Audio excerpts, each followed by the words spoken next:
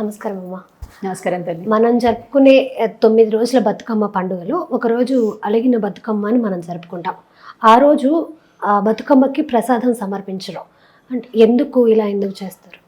అలిగిన బతుకమ్మ అని పేరు దీనికి. ఏంటి అని అంటే కనుక మనం ప్రత్యేకంగా ప్రతిరోజు బతుకమ్మకి ఏదో ఒకటి ఆరాధన చేసి అలంకారం చేస్తూ పెడుతూ ఉంటాం. ఈ అలిగిన బతుకమ్మ రోజున ఏంటి అని అంటే బతుకమ్మను కూడా పేర్చరు. ఓకే. ఏమీ చేయరు, నైవేద్యం కూడా పెట్టరు. పేర్చరు కాబట్టి నైవేద్యం పెట్టరు. పేరిస్తే కదా నైవేద్యం పెట్టాల్సిందే. ఎందుకంటే అమ్మవారిని ఆహ్వానం చేశాము అంటే మనం ఆవాహన చేశాము, ఆరాధన చేశాము అంటే నైవేద్యం కూడా పెట్టాలి. ఎందుకంటే మనం నైవేద్యం పెడితే కూర్చుని తినడానికి వచ్చింది అమ్మవారు.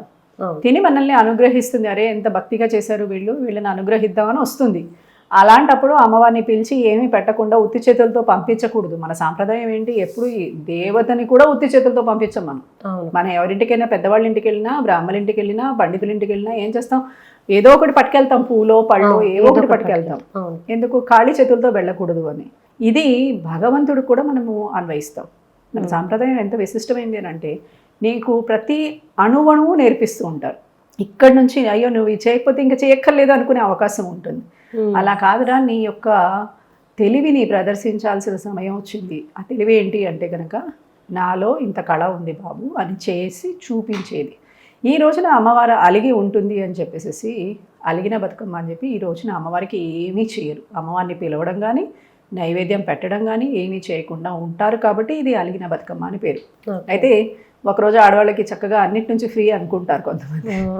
ఎందుకంటే రోజు చేసి చేసి పాపం అలసిపోతూ ఉంటారు. కానీ పూర్వకాలంలో వాళ్ళు పాపం అంత పెద్దటి ఇంటిని అలికి పేడతోటి, ఎర్రటి జాజుతోటి చక్కగా అలికి మళ్ళీ ముగ్గులు వేసి దాని మీద బియ్యపిండితోటి ఇవన్నీ చేసుకుని బతుకమ్మని పేర్చి మళ్ళీ నైవేద్యాలు తయారు చేసి ఇంటిల్లి పాదికి కావాల్సిన వాళ్లే రుబ్బి వంటలు చేసి ఇలాంటివన్నీ చేసి, అప్పట్లో ఏమి మనకిలా గ్యాస్ పొయ్యిలు లేవు కదా, మా కట్టెల పొయ్యి మీద.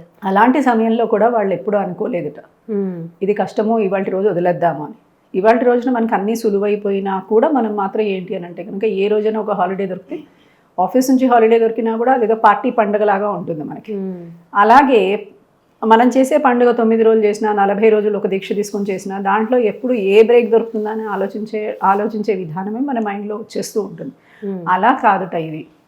ఇక్కడ వచ్చేసరికి ఏంటి అని అంటే కనుక ఈ రోజు కూడా మీరు దీక్షలోనే ఉన్నట్టు, దీక్ష లేనట్టు కాదు, దీక్షలోనే ఉన్నట్టు అమ్మని ఆరాధన చేస్తున్నట్టే, కానీ అమ్మని అనునయించడానికి ప్రయత్నించే రోజు.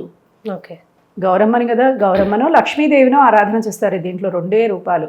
ఆహ్వానం చేసేది గౌరీదేవిని, పూజించేది లక్ష్మీదేవిని అంటూ ఉంటారు. అందుకని పాటలు కూడా మీకు సీతారాముల పాటలు, రాధాకృష్ణుల పాటలు, పార్వతీదేవి శివుడి యొక్క పాటలే ఉంటాయి. వేరే పాటలు మీకు కనిపించవు పాటల్లో కూడా. వీళ్ళు ప్రతిబింబించే విధంగా పాటల్ని పాడుతూ ఉంటారు. ఓకే. అలాంటి పండుగ ఇది. నమస్కారం అమ్మా. నమస్కారం తల్లి.